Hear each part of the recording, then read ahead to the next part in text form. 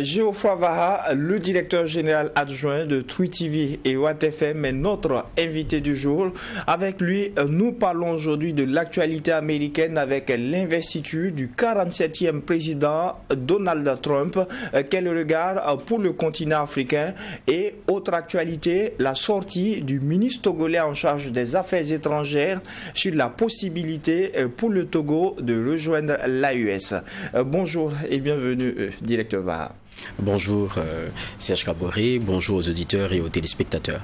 Et avant justement d'aller pour nos échanges, nous allons nous rendre aux États-Unis où Donald Trump a signé son retour à la Maison-Blanche. La main sur une Bible, le 47e président des États-Unis a juré au cours d'une cérémonie dans le Capitole de protéger la Constitution américaine.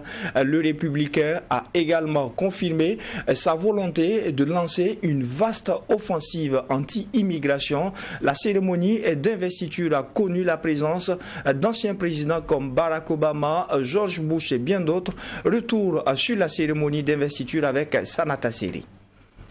Donald Trump est désormais président des États-Unis pour la deuxième fois. La main posée sur une Bible, il a juré de protéger la Constitution américaine sous la coupole du Capitole. Il succède ainsi le démocrate Joe Biden et devient le 47e président des États-Unis. À l'en croire, le déclin de l'Amérique est terminé et l'âge d'or des États-Unis vient de commencer. Faisant référence à sa tentative d'assassinat en Pennsylvanie et en Floride lors de la campagne présidentielle, Trump affirme qu'il a été sauvé par Dieu pour rendre à l'Amérique sa grandeur. Dès aujourd'hui, notre pays va fleurir et sera de nouveau respecté partout dans le monde.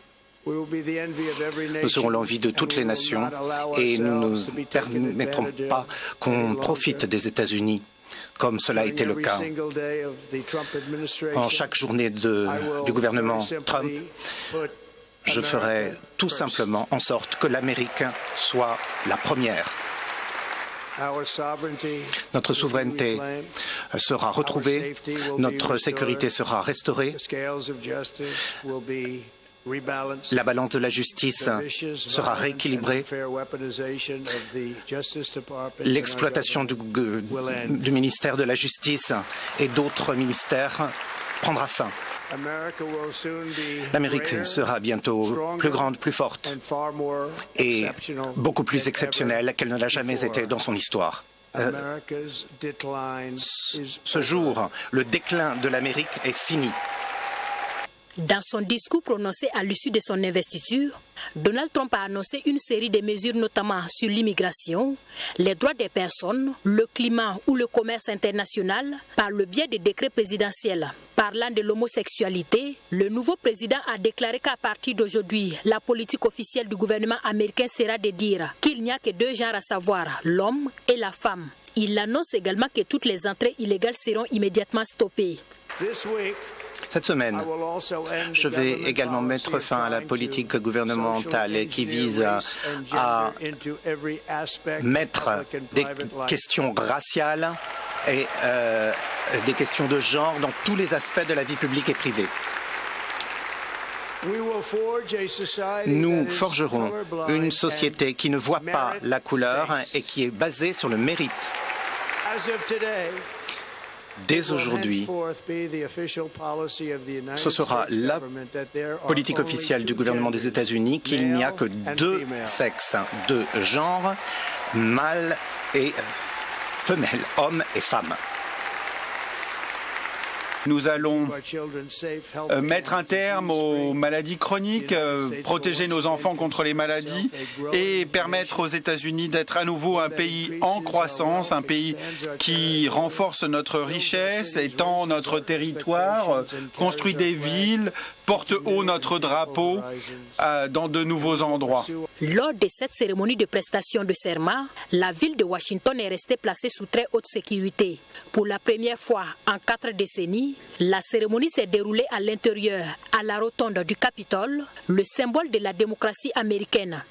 Donald Trump, âgé de 78 ans, devient ainsi le chef d'État américain le plus âgé jamais investi. Retour sur le plateau du Déj Info pour des échanges avec Geoffroy Vaha. Déjà, un comeback historique de Donald Trump. Il y a eu un discours en termes d'analyse. Qu'est-ce que vous retenez et quelle est l'analyse que vous en faites? Un discours d'une trentaine de minutes qui s'adresse d'abord à ses concitoyens parce que ça a été l'élément fort aussi, quoi qu'on dise, de sa campagne. Il s'est auto-centré sur ce que sont les intérêts en tout cas de ses concitoyens et le reste, ça a été des sujets sur lesquels on l'a déjà connu, notamment pour son premier mandat. Donc c'est un président qui d'abord s'est voulu messianique quand on regarde dans sa façon de se présenter, rappeler à ses concitoyens qu'il avait quand même échappé 2 fois à la mort et qu'il a été sauvé comme par Dieu pour venir élever cette Amérique-là. Et il dit, et avec des discours qui sont assez forts, que l'âge d'or de l'Amérique commence maintenant et que c'est terminé le déclin pour ce qui est de son pays. Ce sont des paroles fortes que les Américains aiment entendre et ça, il leur a servi. Maintenant, il y a la réalité que vous aimez ou bien vous n'aimez pas Donald Trump. Il a ce qui casse d'avec les acteurs politiciens que les gens ont vraiment connus aux États-Unis, c'est de dire ce qu'ils pensent et même s'ils se trompent, en tout cas il y va crânement. Alors que pour les autres, ils ont été beaucoup plus connus pour dire ce qu'ils ne pensent pas et puis très souvent de ne jamais savoir ce qu'ils pensent parce que c'est en contradiction souvent avec ce qu'ils disent. Et ça, c'est vraiment la cassure qu'il y a avec Donald Trump sur certains dossiers qui fâchent, mais il y va de sa méthode et quand vous regardez son discours, il est resté droit dans ses bottes sur ce qu'il avait promis aux Américains lors des campagnes. Et vous verrez que même après le discours, les décrets qu'il prend à l'appel, c'est dans l'élan de ce qu'il avait donc promis. Donc il est revenu sur la grandeur qu'il veut donner à cette Amérique-là, où il promet même d'aller implanter le drapeau sur Mars. Ça peut paraître un rêve pour beaucoup, irréaliste maintenant en 4 ans, mais en tout cas c'est ce qu'il partage aux Américains ici et maintenant, et il leur dit on va taxer au maximum ce qui va rentrer ici pour que cela serve aux Américains qui sont là. Donc il y a le discours protectionniste face à l'économie et puis il y a l'Américain d'abord, il y a cette façon de voir les choses et puis beaucoup d'autres détails. L'immigration,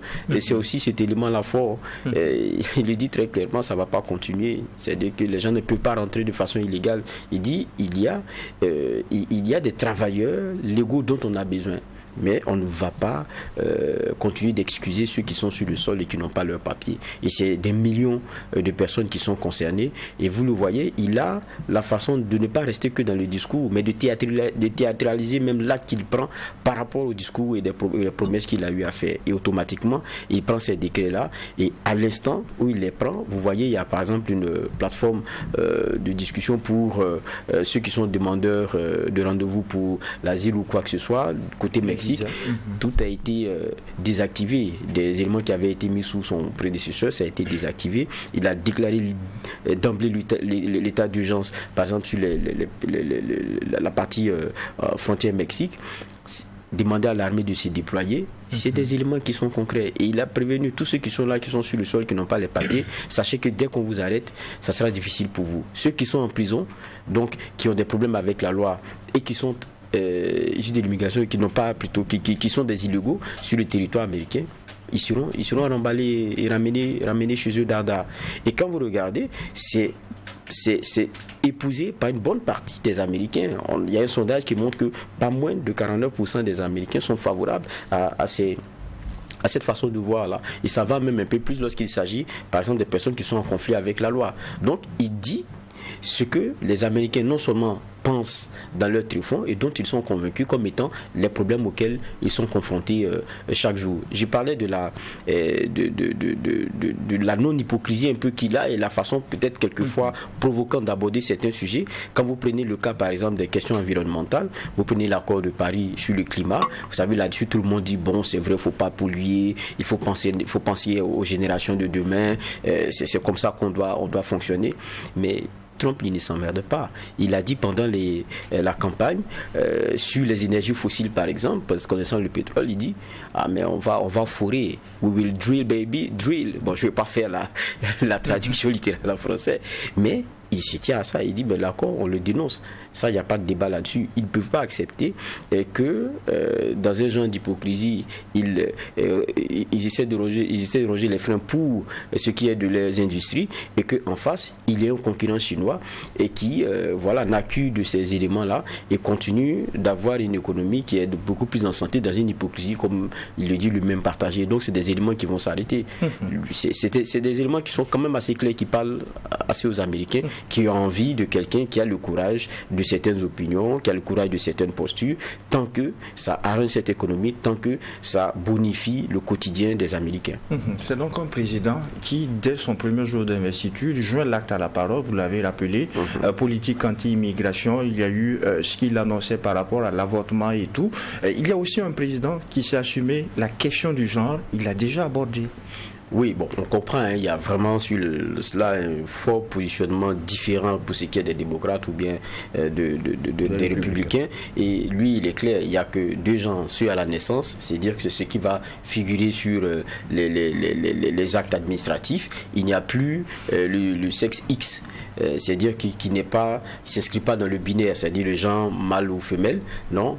Et il y avait sous Biden le X, ça veut dire que ceux qui ne se reconnaissent ni homme, ni femme. Il dit mais ça c'est fini, ce n'est pas possible. C'est normal parce que lui c'est sa façon de voir les choses aussi. Et c'est une façon de voir d'une bonne partie de l'Amérique.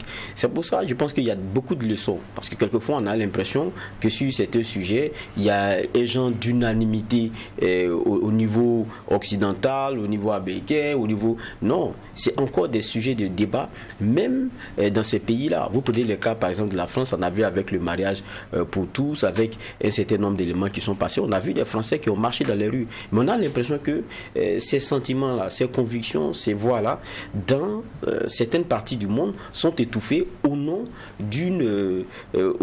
d'un chemin qu'on veut voir donc emprunté par tout le monde. Je le dis parce que nous aussi, on a le débat de nos valeurs souvent sur le continent africain et on a comme quelquefois le choc des pressions qui fait que très facilement on a des autorités qui, sur certaines questions, à un moment donné, parce que bon, c'est conditionné à des aides ou à ceci, on oublie ce que sont nos valeurs, on oublie ce que sont nos principes. Et là, on se rend compte que même sur certaines questions qui fâchent, la question du genre, sur lesquelles on a l'impression qu'il y a un genre d'alignement, parce que c'est comme ça que maintenant, dans la progression de notre monde, on a évolué à concevoir les choses comme ça.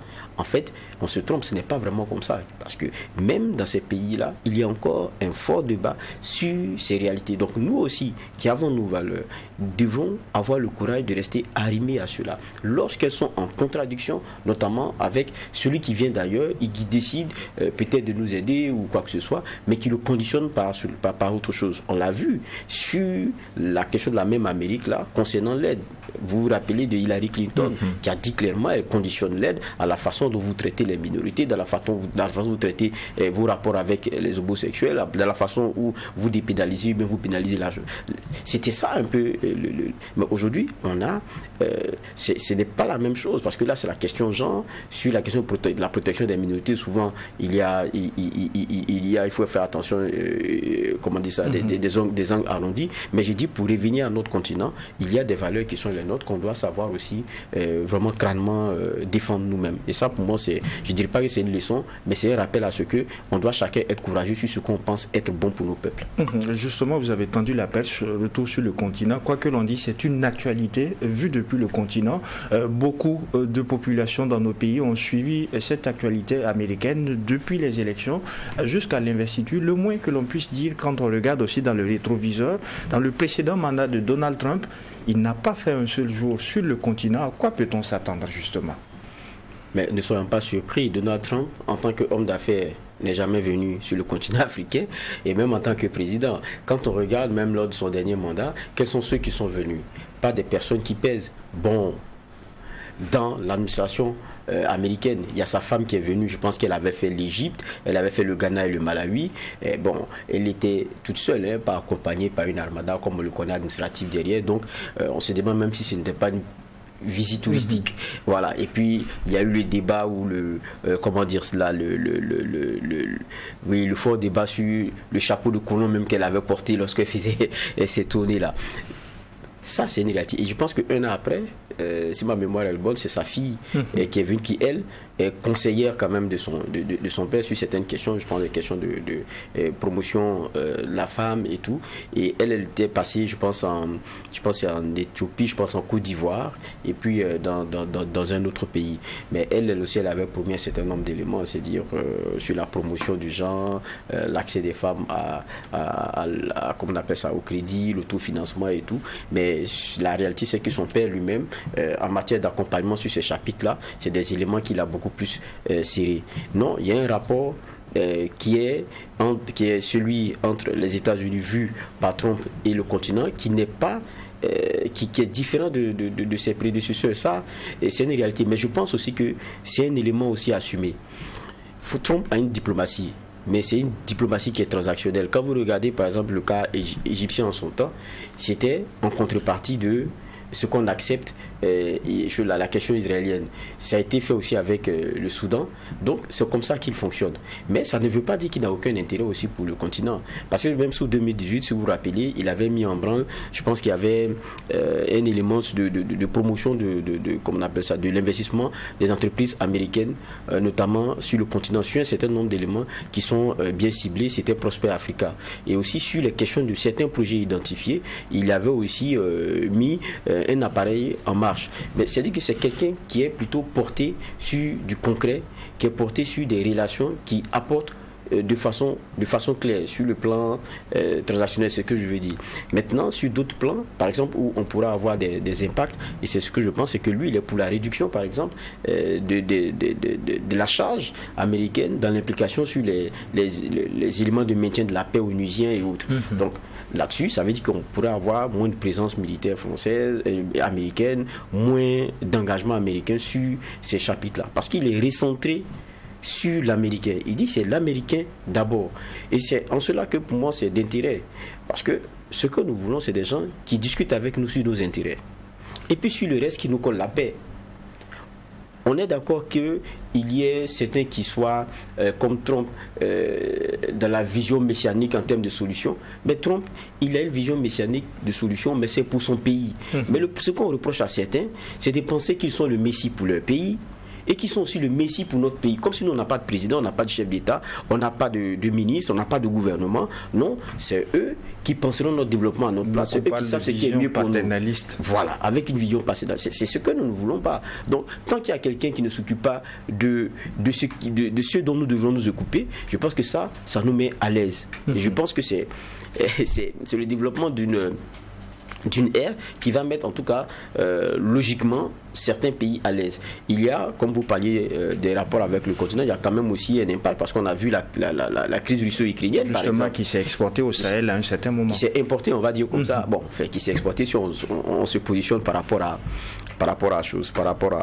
ce conflit-là dans ce lieu. Et donc qui est venu sur notre continent et qui a dérangé aussi les choses dans notre espace ici donc sahélien.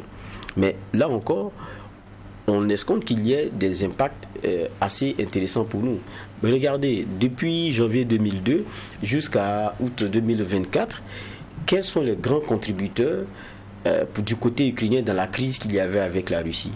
Je suis désolé, regardez bien les chiffres. C'est près de 84,7 milliards sur la période dont je parle. Pour 2024 ou 2024, c'est l'apport américain dans cette crise-là, en termes d'aide, en termes d'armement et tout ce que vous voulez, c'est près de 84,7 milliards. Mais quand vous regardez, d'euros, je veux dire, quand vous regardez, quelle est la contribution de l'Union européenne? C'est 44. C'est pratiquement la moitié. Donc l'essentiel de l'apport, il est d'abord américain. C'est 0,4% sur la période du produit intérieur brut des États-Unis. Quelqu'un qui est recentré sur les États-Unis comme Donald Trump, vous pensez qu'il va consentir à faire encore ces efforts-là? Non. Il n'est pas prêt pour cela. Donc, c'est-à-dire que l'Ukraine doit commencer à comprendre que l'un de ses apporteurs premiers risque fort je dirais pas de le lâcher, mais de reconsidérer en tout cas son accompagnement. Et ça va obliger à une posture. Regardez le discours de Trump lui-même. Qu'est-ce qu'il dit déjà? Il enjoint la Russie à trouver très vite un accord sur cette crise-là. Mais je pense aussi que le Russe, je suis désolé de le dire, il ne sait pas qu'il est essoufflé. mais il a compris qu'il a consenti beaucoup dans cette crise, dans cette guerre, qu'il pensait plier très rapidement. Mais voilà qu'il faut faire même quelquefois appel à la Corée pour avoir de l'armement, pour continuer et de maintenir la force de feu. Avec tout ce que vous avez aussi derrière comme bilan humain en termes de sacrifices, il y a Vladimir Poutine aussi qui est regardé par son peuple, qui s'est engagé dans quelque chose. C'est vrai, il y a derrière l'envie d'une puissance d'affirmer sa force et garder ses positions au regard d'une entrée de l'Ukraine dans l'OTAN qui peut être fort dommageable pour la Russie, mais derrière, je dis encore, il y a un sacrifice qui est fort pour ces populations russes là-bas. Donc, ça veut dire que Vladimir Poutine lui aussi gagne à trouver un juste milieu, mais un juste milieu qui peut être lequel. C'est pour ça, quand on observe par exemple la façon dont on peut avoir les futurismes sur ce chapitre-là, on s'est dit, est-ce que Vladimir Poutine ne sortira pas quand même aussi assez à l'aise? Parce que quand on regarde de ceux pour ceux qui entourent un peu Poutine, comment il s'appelle, Donald Trump sur ces questions-là, je pense qu'il y a un ancien général à la retraite qui lui-même a été nommé à un moment donné sur les questions russo-ukrainiennes, qui a un genre de proposition sur la sortie de crise. Il veut bien que sur les parties qui sont déjà occupées et prises par la Russie, il y ait un genre d'accord pour que cela reste à la Russie, donc avec un genre de redécoupage. Et puis l'acceptation de ce que il n'y a pas l'immédiateté de l'adhésion à l'OTAN pour ce qui est de l'Ukraine. Mais ça, c'est du pain béni pour Vladimir Poutine qui, du coup, arrête sa saignée et puis ne sort pas avec moins d'honneur dans ce qu'il a enclenché.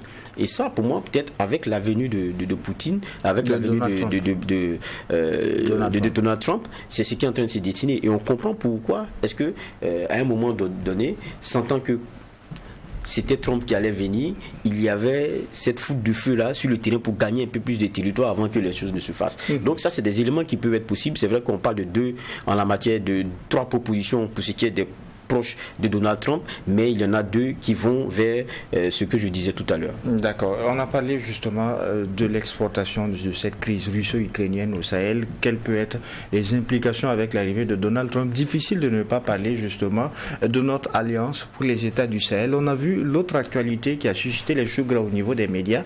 C'est bien sûr la sortie médiatique du ministre en charge des Affaires étrangères du Togo, le professeur Dussey, qui a laissé entendre que le Togo n'était pas insensible à une entrée au sein de l'AES. Qu'est-ce que vous en pensez en termes d'analyse? Quel apport pour ce pays? Juste en 2 minutes. En 2 minutes, je dirais déjà, c'est dans la façon d'aborder le sujet. On a tous écouté le ministre des Affaires étrangères du Togo. Il y a déjà le caractère sympathie évolutive dans les perceptions pour ce qui est de l'AES. C'est ce qui est très important. Parce qu'au départ, on l'avait congru à une initiative de personnes qui ont fait des coups d'État et qui tentent rapidement de quitter loin du jeu de pression qu'il peut avoir pour aller vers des élections et donc qui pourrait sonner comme la fin de leur pouvoir obtenu par la force. Et que c'était seulement pour cela qu'ils s'étaient mis ensemble.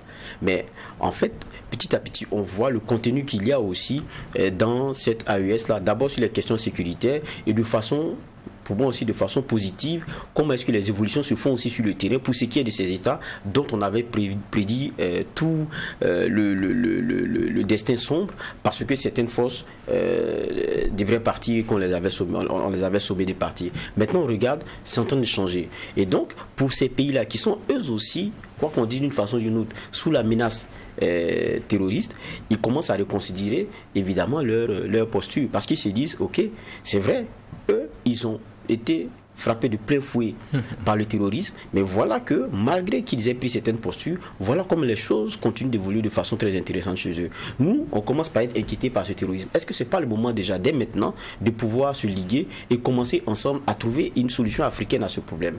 Donc ça devient très intéressant. Vous voyez ce qui s'est passé au Bénin. Il y a déjà les forces syndicales qui demandent et qui vont manifester le 25 pour demander le départ des troupes françaises. On commence à se rendre compte que est-ce qu'il n'y a pas un schéma haïtien qui en tout cas en train de donner on va dire, en train de donner un peu des notes positives. Donc ça interpelle les uns et les autres. Maintenant, il y a aussi le discours quand même, quoi qu'on dise, la sortie de notre président ici. On va terminer par là.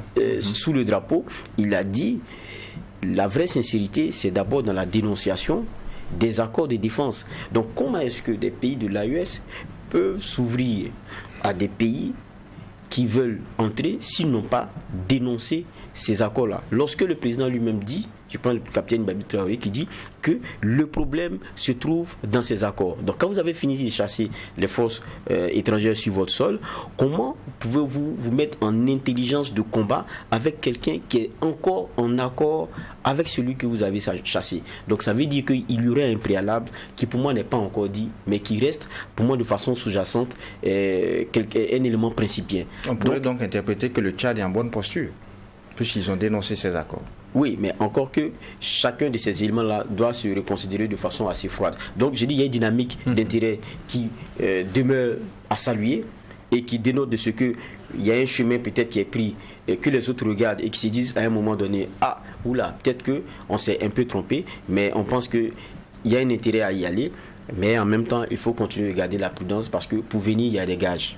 Merci Geoffroy Vaha pour avoir accepté cette invitation du DG Info. Je rappelle que vous êtes le directeur général adjoint des médias True TV et Watt FM. Merci à vous. Merci. Grandement merci à vous, auditeurs, téléspectateurs, de nous avoir suivis. Merci pour votre constante fidélité à nos programmes. Ainsi se referme donc ce deuxième numéro. Et en attendant de vous retrouver, et Dieu voulant demain pour un autre numéro, eh bien, non seulement portez-vous bien, mais aussi et surtout que Dieu bénisse le Burkina Faso.